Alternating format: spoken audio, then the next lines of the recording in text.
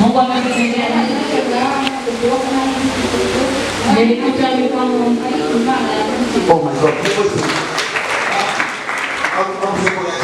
alikuja hapa mkono haugeuzi hivi toka leo, toka jana jioni sikuwa nanyanyua mtoto, sikuwa na shida kwa mwenyewe.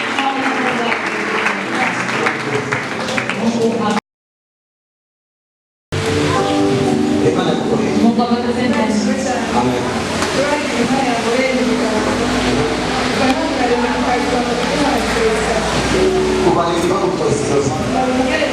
Wachana nibeba binti zangu. Hivi nimesikia vitu vingi kwenye mkono. Leo wamebeba silo ya 3 na mimi nilikuwa nimefunguliwa.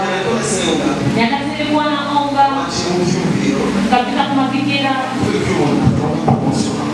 Kwa nini huyu mtu apate promotion na istahili?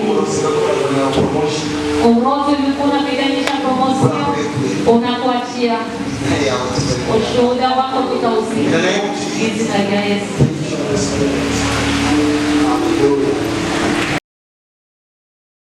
Mikono yako kwa Mungu.